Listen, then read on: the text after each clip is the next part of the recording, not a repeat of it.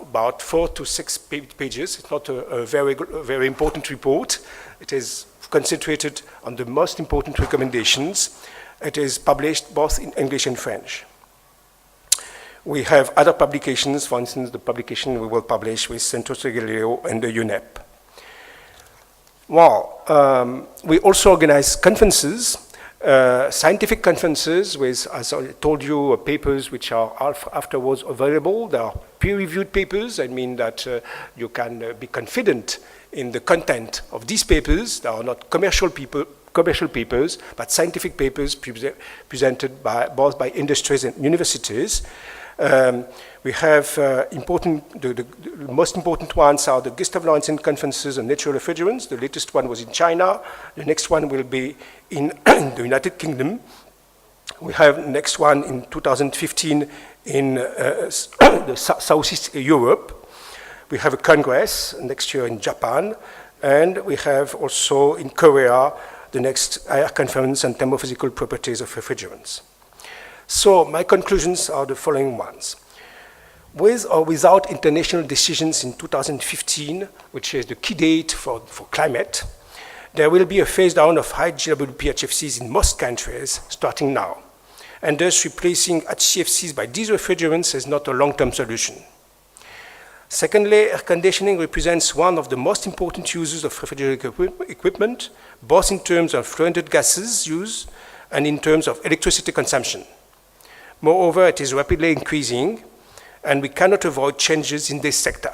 And it is very important so in your countries to think about solutions.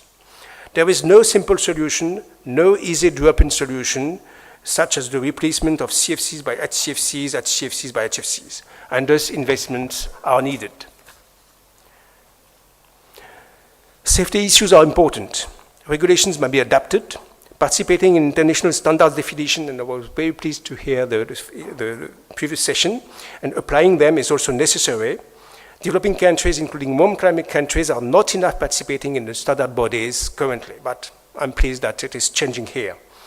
In any case, it will be useful to reduce leakage, to develop adequate training for installers and users in order to reduce direct and indirect emissions and to avoid accidents.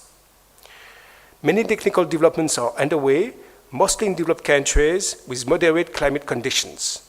However, technical solutions will be progressively adapted to warm and developing countries. A part of worldwide general works, conferences, publications, working parties, research projects, pre-standardization, the areas involved in dedicated works for Arabic countries, for instance, the PRA project. So, increasing needs of refrigeration means increasing needs and increasing energy and environmental challenges, and thus increasing needs of the IR. You can visit our website. Thank you. Shukran.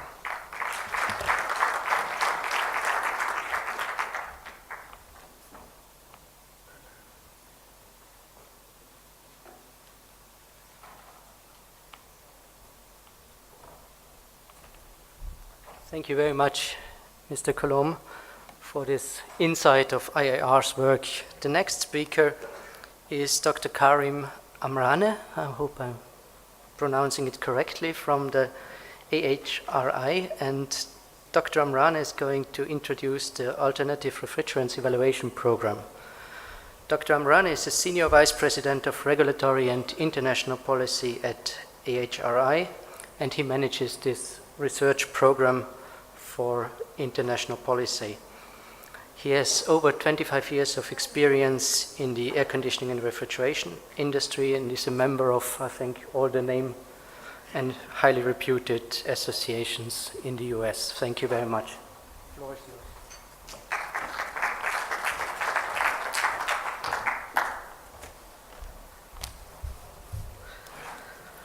Assalamu alaikum. Good afternoon. What I'm going to try to do in the next 20 minutes or so is give you an overview of the HRI Low Global Warming Potential Alternative Refrigerants Evaluation Program, what we call in short Low GWP AREP. The results that we've accomplished so far for the first phase, and then what we're doing next for the second phase of the program that's going to be focusing more on high ambient. So So what's the low GWP era program? It's a cooperative research and testing program to identify suitable alternative refrigerants to high global warming potential refrigerants.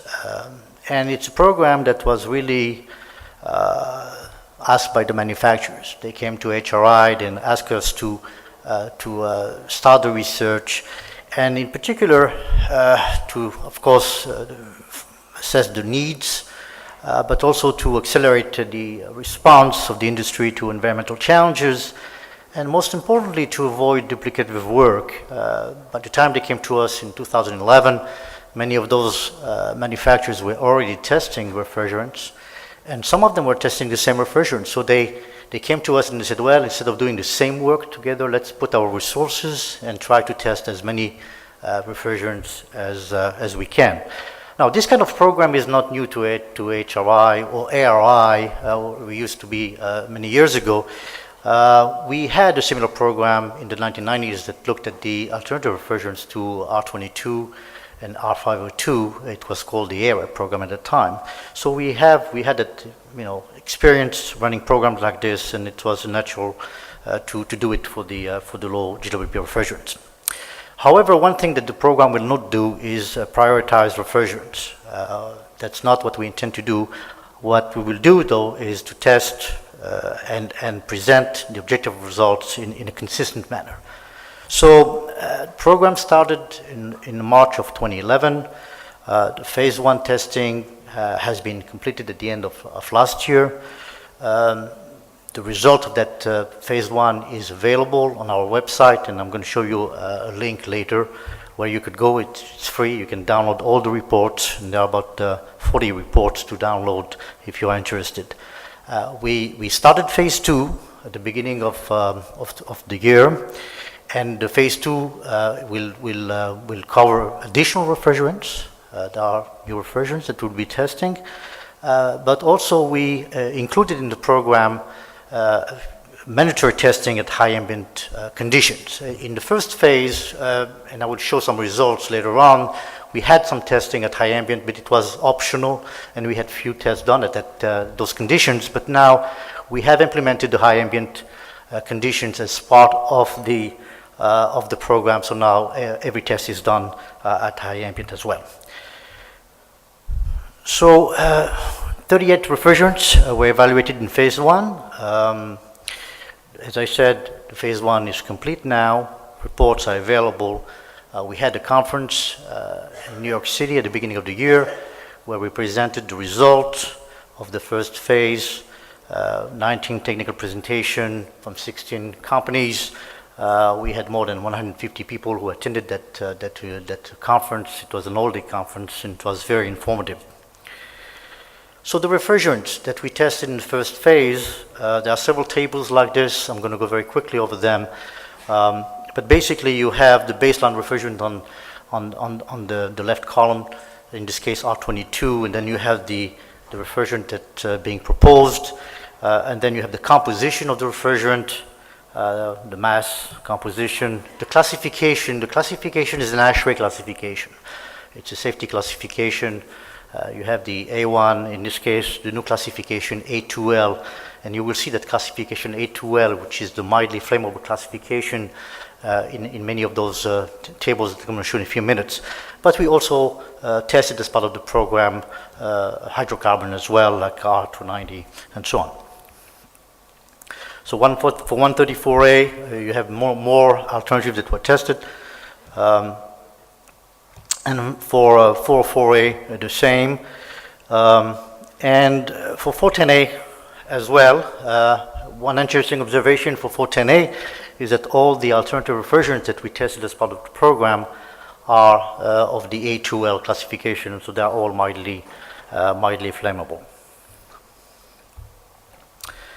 So 16 companies in the US and 5 international companies were conducted the testing. 6 refrigerant producers supplied the 38 refrigerants. The test covered several applications, air conditioners, heat pumps, chillers, refrigeration equipment, commercial refrigerator as well as ice makers, transport refrigeration, bus air conditioning, and we had also compressors. As far as the method of the test standards that were used, mostly US standards in this case. You can see on the table you have the equipment type, and then you have the method of test, which is typical in the US. We use an ASHRAE method of test, and then we use an AHRI performance rating standard to evaluate the performance. So mostly ASHRAE and AHRI, except for the water source heat pumps, where in the US we also use an ISO standard of 13256. So the test that we conducted, compressor calorimeter, we had about 18 reports that were submitted on that testing. System drop-in test, we had 20 reports, and by drop-in test here, what's allowed in the test is only minor modification of the system. So you could adjust the refrigerant charge, for example, or the superheat temperature, but that's all you can do in a drop-in. The system self-optimization test, you can do a little bit more. You can change components. You can, for example, increase the size of the compressor. You can even play with the heat exchangers area, the condenser and evaporator, as long as you maintain the total heat exchanger surface area be the same. So those kind of changes are acceptable in the soft-optimized test. We had 3 reports on that. So I'm going to go over some of the results. I'm going to go very quickly over the results. I mean, you know, if you are really interested, you need to go and look at those reports themselves. Here, with respect to the compressor calorimeter, I'm just showing here both reciprocating hermetic compressors with scroll, and you know, there are different refrigerants in this case, and 2 different, so 404A application. Two figures. On the left is the figure at 11 Kelvin superheat, and then on the right you have the result at 22 degree Kelvin superheat. And in both cases, I think with the 11 degree K superheat, what we can observe is that most of the alternatives will have a COP greater than 404A, but as far as capacity, you know, there's only a few, and D2-Y65 is probably very good alternative in this particular case to drop-in refrigerants. But when you go to the 22 degree K superheat, then you can see that all the alternatives here tested had a capacity lower than 404A. In the case of heat pumps, we tested several of them, 7 to 28 kilowatt capacity heat pumps. And in this case, we can see that the R32 seems to perform well, both in terms of COP and capacity. What you have on the left side is the cooling capacity. What you have on the right side is the heating and COP and capacity. So both for cooling and heating performance, we can see that the R32 show very good performance. One thing, however, that will need further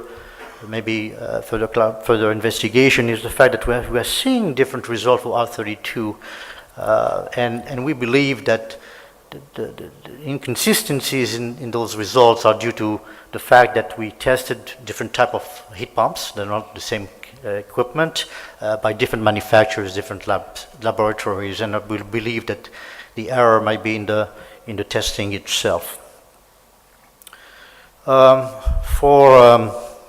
In this case is the same type of result, but here I'm plotting on this graph the heating seasonal performance factor HSPF versus the seasonal energy efficiency ratio, and again in this case we can see that R32 performs very well. And I forgot to mention the mixture also of R32 152A had pretty good results as well. For ice makers, we tested two refrigerant, L40 and N40B, and in this case the N40B seems to be a good drop-in refrigerant for self-contained ice makers. Chillers, we tested several chillers, air-cooled as well as water-cooled. And in this particular chart, we can see that the D4Y seems to be, has relatively the same capacity as in this case the baseline being on 134A, and with slightly lower efficiency.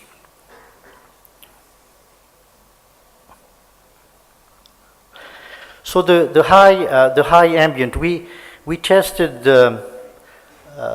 as I said, as part of the first phase, we had few tests at high ambient, and again, it was not mandatory, so that's why we don't have as many. In this case, we have only, in this chart actually, it's a mix of high ambient, and by high ambient here, I'm meaning 46 degrees C ambient, and you have the 35 degrees C as well. In this particular case, in a way, we are seeing that R32 seems to be doing okay in terms of capacity. Actually, it has a higher capacity at high ambient than 410A. And the high ambient here are shown by the dark square or the dark triangle. But in terms of efficiency, is slightly lower than 410A. I would like to mention here that those are drop-in tests. Okay, so be careful. You have to be careful when you look at those results. They are not optimized. Those systems are not optimized for R32 or for any of the alternatives that we tested. In most cases, on this particular case, they are simply drop-ins. This chart is simply showing the relative performance of those refrigerants when you go from the 35 degrees C to 46 degrees C. So this is thermodynamic 101. As you go to higher ambient, obviously the performance of the equipment will decrease, or the capacity will decrease, whether it's R22, whether it's 410A, whether it's R32. In this case, you can see the degradation in efficiency and capacity is relatively the same for 410A and R32. So what we're doing, okay, so we at least one conclusion we can make, at least for the first phase, is that it appears unlikely that a single refrigerant will replace R22, 134A, 44A, or 410A. So I think that's a given. We're going to see multiple refrigerants replacing those that I just mentioned. The result should not be viewed as universally applicable. As I said, most of the tests were drop-in tests, and again, you have to be careful when you look at the results. Some results showed inconsistencies, and that's particularly the case of R32, and that probably will require further investigation on our part. So the second phase started in 2014. We have 23 test entities that submitted test plans.